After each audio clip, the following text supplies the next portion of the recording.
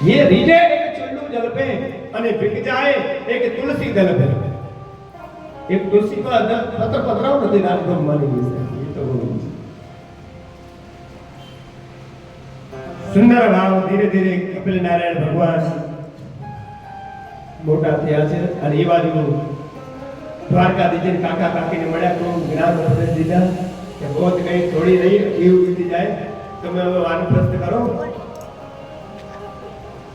અને પોતાની આત્માનો ઉદ્ધાર કરો કાકા તમે બ્રજમાં જાઓ અને બ્રજમાં તમને મૈત્રેય મુનિનો છે મિલન થશે એને સાથે ખૂબ સત્સંગ કરજો અને પછી મારા પાટલો ધામમાં પધારો વિદુરજી અને સિલવાસ શ્રીધામ વૃંદાવનમાં પધાર્યા અત્યારે તો મૈત્રેયજી મિલન દિવસ છે ભેટી પડ્યા જ્યારે વૈષ્ણવ અને વૈષ્ણવનો મિલન થાય સંતનો સંતને મિલન થાય અને અગાધ પ્રેમ અને ભાવ ઉત્પન્ન થાય છે ચાર ગલે 64 ગલે અને 20 રહે કંદોડ અને હરિજન સુહરિજન મિલન અને હસન સાથ કરો ચાર ગલે 64 ગલે यानी કે બે આંખ આપણી અને બે આંખ સામે વાળા अपन बोले ना भाई या भगवान ने करता देना अंति को करता चार गले 64 गले બે આંખ આપણી બે સામે વાળાની 64 ગલે 32 દાંત આપણા 32 દાંત સામે વાળા અને 20 રહી કરજો આ વાત મિલાવી જય શ્રી કૃષ્ણ કરીએ 10 આંગળી આપણી 10 સામે વાળાની 20 રહી કરજો અને હરિજન શું હરિજન મિલે તો અને હસત 7 કરોડ જ્યારે ભેટે ત્યારે 3.5 કરોડ રૂવાટિયા રૂવાટા છે ને આપણે શરીરમાં અને 3.5 કરોડ રૂવાટા છે ને સામે વાળા ભક્તના શરીરમાં છે એટલો અગાધ આનંદ એ પરમ ભક્તોને કરે છે આ પરમ ભક્ત હોય લૌકિક ભાવના વાળો હોય તો નહીં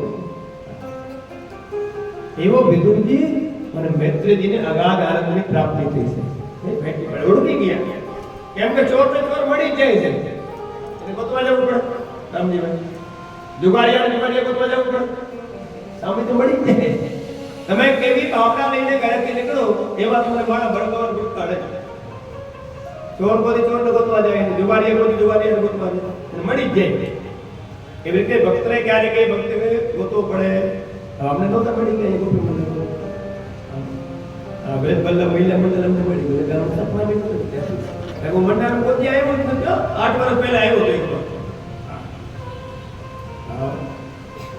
અહીંયા તો નીકળતો કે હાલ મંડાને જઈએ આપણે જરા દર્શન કરીએ જન્મ ત્યાં તો ભાઈ હતું હરિભાઈ રહેતા હતા અહીંયા આવ્યો એટલે 7-8 વર્ષ થઈ ગયા એટલા થઈ ગયા અહીંયા ત્યારે પકડા કઈ નહીં નહોતો ને અમે અહીંયા ન કરે તો જનતા કરતા ને કરી દઉં દિવાળી પર મેળ આપણે દિવાળી પર ટાઈમ મળશે દિવાળી સુધીની બુકિંગ પડી છે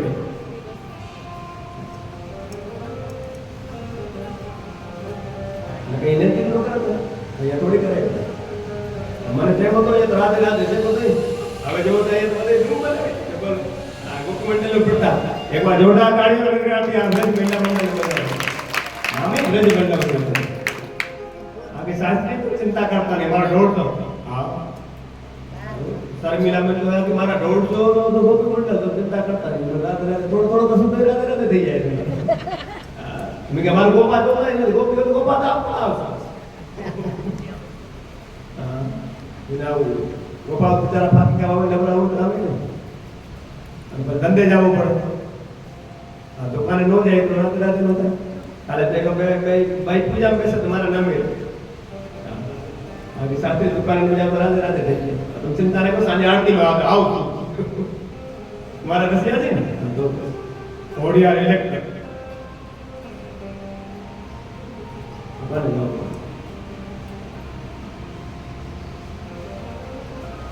સુંદર ભાવ એવો અગાધ આનંદ સાહેબ વિદુરજી અને મૈત્રેયજીને છે સત્પુરુષોનો સંગ કરો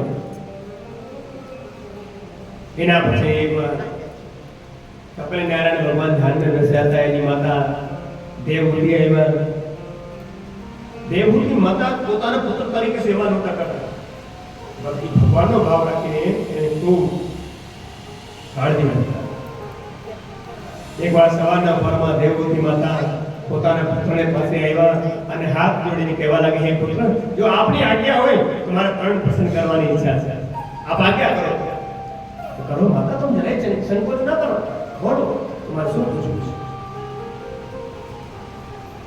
દેવહૂતિ માતાએ પહેલો પ્રશ્ન કર્યો કે હે પુત્ર, સાચો સુખ ક્યાંથી અમને કહો, સાચો સુખ ક્યાં છે?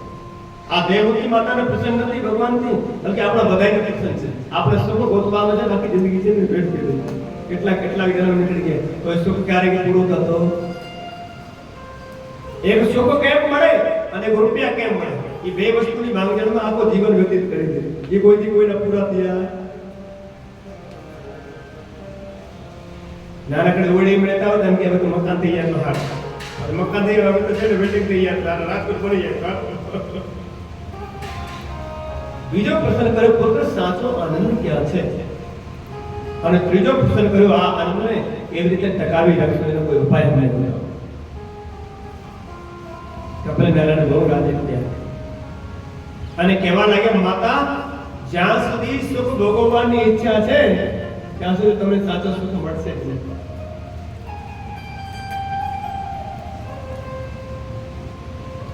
સાચો સુખ માં તમને સંતોષમાં છે, સંતોષ રાખો તો સાચો સુખ મળશે. જેને પાસે સંતોષ નામનો ધન છે એ સર્વતા સુખ છે. બાકી કરોડો રૂપિયા પડ્યા હોય તો સંતોષ ન હોય તો સુખ મળશે. માં સાચો આનંદ ભગવાનના આ લીલાઓમાં છે, ભગવાનની સેવામાં છે, પરમાત્માના કાર્યોમાં છે.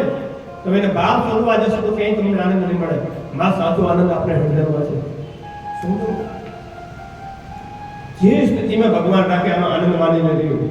પણ આપણે એવી વિડંબના ભાવ સ્વરૂપમાં છે. આપણે સિટીમાં જઈએ 20-20 માળની બિલ્ડિંગ, આપણે એમ થાય એ લોકો કેટલા આનંદ મેળવતા છે, ફોર્ચ્યુનર ગાડીમાં પડતા છે, કેટલા મોજથી રહેતા છે. એ કેવલ ને કેવલ ભૌતિક સુખ છે, ભૌતિક આનંદ છે. આંતરિક આનંદ એને પાસે જઈને જેવું સાહેબ રાત્રે નીંદર આવતી નથી. એવા લોન ઉપાડી તરકો થઈ ગયો હોય, ટીકડા લેવા પડે રાત્રે. અને એ સુખ છે તો ક્ષણિક માત્ર છે. માં રૂપિયા પૈસાથી તમે મકાન બનાવી શકો, બેડ ખરીદી શકો, એસી લગાડી શકો, પણ નીંદર ક્યાં? નીંદર થોડી વેચાતી મળે, નીંદર વેચાતી મળે. સવારના પરમાં જાગ્યા નહીં કે ફોન આવ્યો હોય, 10 લાખ રૂપિયા તૈયાર રાખી દો, 12 વાગે આવું છું, જોયા જેવી થાય, પછી કહેતો ને લવડાવે. એસી રૂમે પરસેવા ભરી જાય છે, એસી રૂમે નીંદર આવે.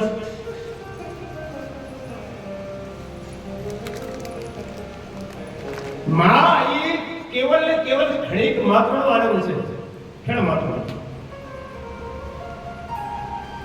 5 સ્ટાર હોટલમાં જમવા જાઓ, 1000 રૂપિયાની થાળી લ્યો, 5 પ્રકારની મીઠાઈ જમો, એને આનંદ કહીએ. માં એ કેવલ ને કેવલ ક્ષણિક માત્રનો આનંદ છે. જમશો ત્યાં સુધી ને પાછા 2 કલાક પછી પાછા ભૂખ લાગવા. માં સાચો આનંદ તો પ્રભુની સેવામાં છે, સત્કારમાં છે, પ્રભુના ગુણાનુવાદમાં છે. અને આનંદને કેવી રીતે ટકાવી રાખશો? તમને આવો પ્રસન્ન કર્યો માં, આ કાયમ માટે ટકાવવા માટે ધર્મનો સત્સંગ કરો, કથા કીર્તન કરો, અને જે સ્થિતિને ભગવાન રાખે એ સ્થિતિ મોજ દે, આનંદ મળે. એ આનંદ ક્યારેક છે ને લક્ષ્મીભૂત થશે, સર્વતા. જે સ્થિતિને પ્રભુ રાખે તામાં સંતોષ માનીને રહેવું. કેમ કે કર્તમ મકડતમ અનતા કર્તમ સમર્થ ઈશ્વરો બધું કરવા વાળા ગોવિંદ છે, કરાવવા વાળા પડી છે. આપણે તો કેવલ એક ખિલોના છીએ સાહેબ. એક આપણા માટીના પુતલા કેમ હોય એવી રીતે ભગવાનના પુતલા છે. જે સ્થિતિમાં રાખે કેમ કે સુખ ને દુઃખ ધૂપ ને છાયા દેવો, સંતોષ રાખીને અને ભગવાનના સુખ દુઃખ માનીને છે ને એવો આનંદ મળ્યો. પણ આપણે વિડંબનાઈ છે, આજના આનંદને માણી શકતા નથી, કાલની ટેન્શન લઈને ફરીએ. તો આજનો જે આનંદ છે ને આપણે લગાડી દઈએ. આજે કાલનો દિવસ આવ્યો નથી, આજનો જે આનંદ છે માણી શકતા. આજનો દિવસ નીકળી જાય તો કરોડો રૂપિયા ખર્ચ કરશો તો આજનો દિવસ તો બેચા તો કાલે ખરીદી શકતો. ઘણે એમ કે મને છે ને મને 5 કરોડ રૂપિયા દઈ બાદમાં દઈ દી તો દેશો આવશે પાછો નહીં આવે. જે સમય નીકળી ગયો છે એને કોઈ ખરીદી શકતો નથી. એવા અવસ્થા કરી છે. આજનો જે આનંદ છે એને પ્રાપ્ત કરો. આજના દિવસમાં જે પ્રભુને તેને આપણે દીધું છે આપણે સંતોષ માનીને દીધું. જે સ્થિતિ આપણે ગુજરતી હોય એ સ્થિતિમાં ભગવાન નામ લેતા લેતા આગળ વધો છે. જિંદગી સંઘર્ષ છે અને પ્રેમ જીતી શકાય બીજો કોઈ ઉપાય નથી. આ સંસારમાં ભાંતિ ભાંતિના લોકો છે. હેમે ચાલીએ અને હેમ નદી નાવ સમજો. નગર તો સારો માણસ બોલવા જતો તમને કઈ દુનિયામાં મળશે જ નહીં. એમ દરેક અંદર કંઈક ને કંઈક છે ખામીઓ છે અને કંઈક ને કંઈક ખૂબીઓ છે. મળશે તમને નહીં. કેમ કે बुरा जो देखने में चला बुरा ना मिलिया कोई और जब दिल खोजा मैंने अपना अब मुझसे बुरा ना कोई. દરેક ની અંદર કંઈક ને કંઈક છે ને ખૂબીઓ ને ખામીઓ. આપણી વિનમ્રતા છે ખામીઓ જોઈએ ખૂબીઓને જોતા આપણે કીપાઈ જોતા જે સ્થિતિ में प्रभु राखे आनंद माणी. भगवानના ગુણાનવાદ કરતા કરતા સેવા અને પરમાત્માના કાર્ય આપે તો તમને આનંદની અનુભૂતિ થશે. કોઈ ભૂખ્યાને ભોજન કરાવી દીધું. આપણે જન્મ આવે ત્યારે કોઈ ભૂખ્યાને ભોજન કરાવી દીધું તો એમાં સમજી લેવાનું આવે આપણે ભગવાન છે થોડી થોડી કૃપા કરી દીધી.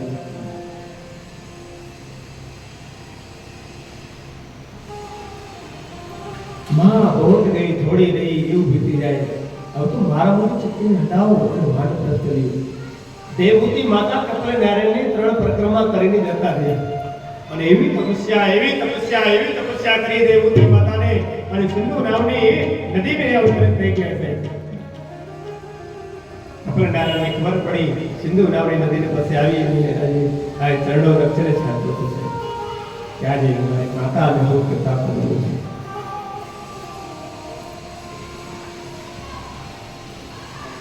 એના પછી ચતુર્થ સ્કંદ ની કથા શ્રી સૂતજી મહારાજ કહે છે. ચતુર્થ સ્કંદમાં 4 પુરુષાર્થની કથા છે. જે જીવાત્મા 4 પુરુષાર્થ કરે છે એને ભગવાનને મંદિરે જવું પડતું નથી. ભગવાન ઓટોમેટિક એને ઉપર પાછા 4 પુરુષાર્થ નીતિ અને ધર્મથી કરે તો. હવે પહેલો પુરુષાર્થ છે એ છે ધર્મ. પહેલો પુરુષાર્થ અને બીજો છે અર્થ અને ત્રીજો છે કામ અને ચોથો છે મોક્ષ. આ 4 પુરુષાર્થ દરેક જીવાત્માને કરવા જોઈએ. આપણે કહીએ ને આ આકાશ એના ઉપર ટકેલો છે. આ ધર્મના છે 4 પુરુષાર્થ રૂપી થાંભલા છે એના ઉપર તો આકાશ ટકેલો છે. એટલે તો આ ટાળે ઉતરે છે. લીલા લાગે છે હમણાં કુવા ભરી ગયો ત્યાર પાણી ને આટમ પહેલા એમ તારે હે ભગવાન હવે ઉપર તો હારો વળી પાણી પાવા લાગી ગયા તો માનવી તો પાછું અને પછી કૃપા કરી બધું આપેલા તે કે આ કુવા ઓવર ફૂલ કરી દીધા. ઘણા કપાસ જો બધું ગયો.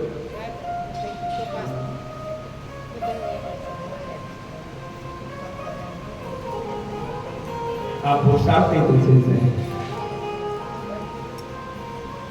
પહેલો પુરુષાર્થ છે ધર્મ.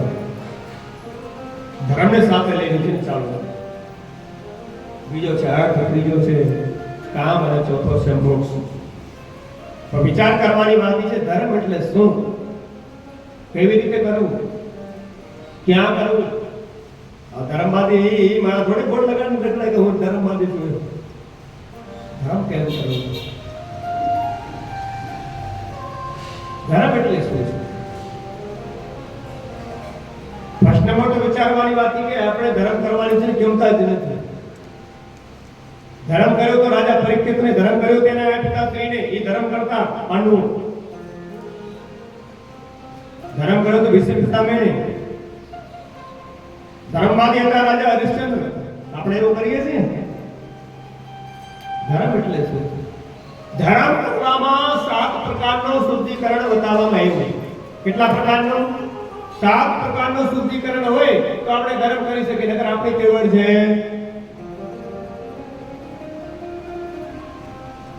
પહેલો શુદ્ધિકરણ છે કે આપણો દેશ શુદ્ધ હોવો જોઈએ. આ પહેલો શુદ્ધિકરણ. આપણે કયું દેશમાં રહ્યા છીએ કહીએ છીએ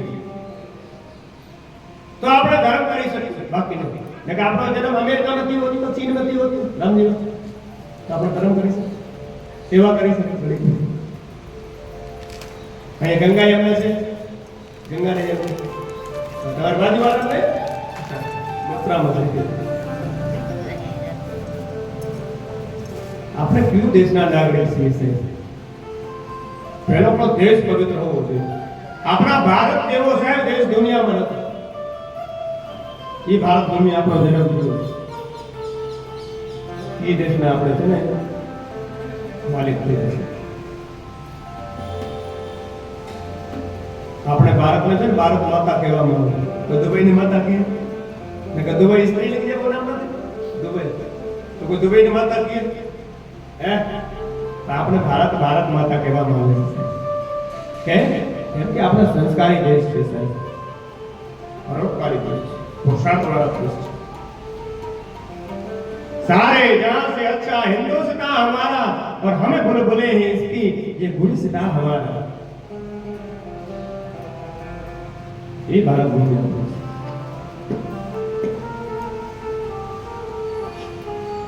વીરોની ભૂમિ છે, સંતોની ભૂમિ છે. જ્યાં જલારામ બાપા જન્મ્યા છે, નરસિંહ મહેતા જન્મ્યા છે, ત્યાં અષ્ટ સખા જન્મ્યા છે, ત્યાં ભગવાન માં નારાયણ છે ને જન્મ લેવા જાય છે. એ ભારત ભૂમિ આપણી છે. જ્યાં રામકૃષ્ણ એની ભૂમિ છે, રામકૃષ્ણ જન્મ્યા છે, એને પણ માતા જશોદા નંદબાવા જેવા પિતા મળે છે. એ ભારત ભૂમિ આપણી છે. વીરોની ભૂમિ ત્યાં લક્ષ્મીબાઈ જન્મ્યા છે, ભરતસિંહ જન્મ્યા છે, મહારાણા પ્રતાપ જન્મ્યા છે, શિવાજી રાવ અને માતા જીજાબાઈ જન્મ્યા છે. એ ભારત ભૂમિ આપણી છે, વીરોની ભૂમિ. આજ તો શિવાજી રાવ આવા તૈયાર છે તો માતા જીજાબાઈ ક્યાં? એવા સંસ્કાર શિવાજી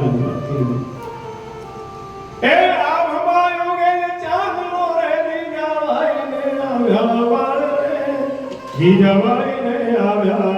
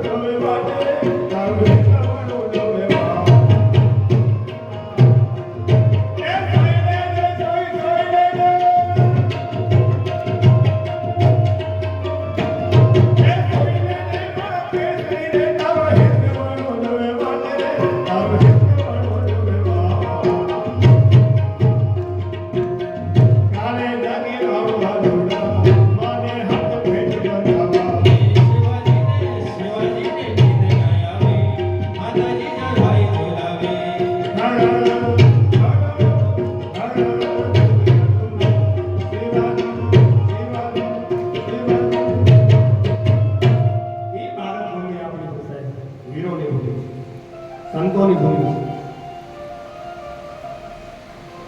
તમે છોકરાઓને તમારે ભલે કરોડો રૂપિયાની સંપત્તિ દઈને જાજો, થોડાક એને આધ્યાત્મિક સંસ્કાર દઈએ. એ સંપત્તિને ક્યાં વાપરવું અને ક્યારે એ કરોડપતિમાં રોડપતિ થાય કઈ નથી વાપરતા શીખડાવવું, ત્યાં ક્યાં વાપરવું. કેમ કે કરોડો રૂપિયા દેતા સંસ્કાર વેચાતા મળે.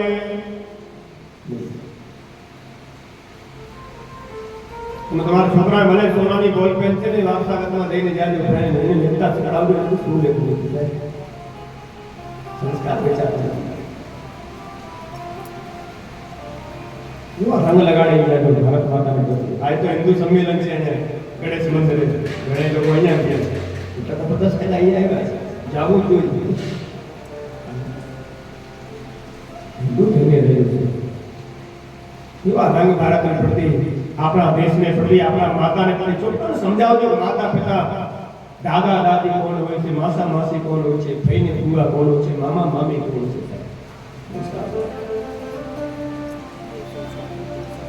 મર્યાદામાં રહેતા શીખડાવવું છે. જયવર્ધન મેઘાણીની સુંદર કવિતા યાદ આવે છે. હે રાજુ મને, હે રાજુ મને લાગ્યો કશ્મીરનો રંગ, મને લાગ્યો કશ્મીરનો રંગ. હે મારી જનની, મારી જનની, મારી જનની,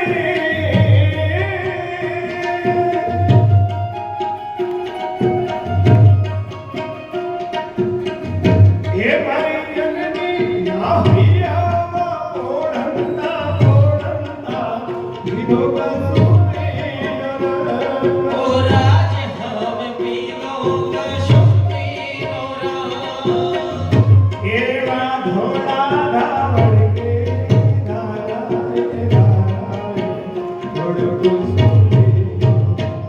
હો રાજ મને, હો રાજ મને, હો રાજ મને લાગ્યો કસુમેરો રંગ, હો રાજ મને લાગ્યો કસુમેરો રંગ.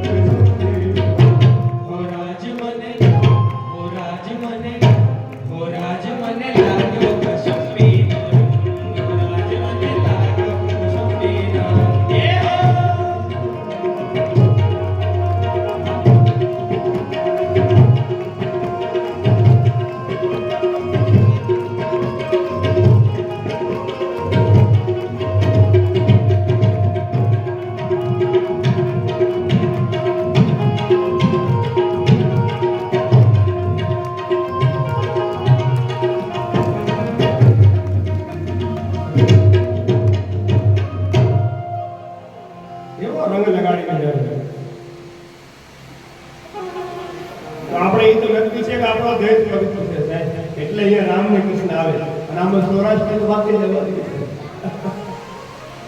કાઠિયાવાડની સૌરાષ્ટ્ર, કાઠિયાવાડમાં કોકની તું ભૂલે પડ ભગવાન, અને તારો એવો એવો સન્માન અને તને સ્વર્ગ બનાવી દઉં સાંભળવા. એ ભારત ભૂમિ આપણી, જ્યાં ભક્તો તો ભૂલા પડે પણ ભગવાન પણ ભૂલા પડે છે. ચલો તો પહેલો શુદ્ધિકરણ તો આપણે અંદર છે. આપણો દેશ પવિત્ર છે. દેશ પવિત્ર હોય તો આપણે કામ કરી શકીએ. દેશ એ છે. પછી છે મત શુદ્ધિ. મત છે શુદ્ધ બોલો. ભલે એમને એટલું આવે તો જબરદસ્ત ચોપડી મેં જોઈને બોલો, પરંતુ અર્થનો આયોજન કરાય મન તો શુદ્ધિ હોવી જરૂરી છે. પછી દેહ શુદ્ધિ. ધર્મ જો કરવું તો દેહને પવિત્ર કરો. પછી દેહ શુદ્ધ કરી પછી ઇન્દ્રિય શુદ્ધિ આવે. આપણા શરીર તો છે ને નાઈ લીધો, ફર્સ્ટ ક્લાસ કપડા પહેરી લીધા, ઇસ્ત્રી સેટ કરી દીધું, ઇન્દ્રિય બધું તો રાધે રાધે તો બોલો જય શ્રી કૃષ્ણ. જરા જોરથી બોલો ને, આ થોડી ઉપવાસ છે. જય શ્રી કૃષ્ણ. ભાઈ એટલે મને ખબર પડે તમે છે ને જાગો છો. એટલે કે નીંદર ચાલુ આવી જાય ઘરે. અવાજ તો બરાબર આવે છે ને પાછળ વાળામાં? કે અવાજ બરાબર આવે છે ને? તો સારું છે. અનુભવ પડે છે ને? પાંચ કામ કરી આ હોલ છે ને થોડો કૂકડવાનો. મેં કહ્યું આવો પછી કોલ કરશો તો પાંચમાં કરો. હોલમાં આવ્યો પડે પડે.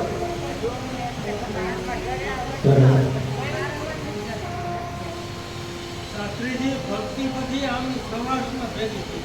હે? હા.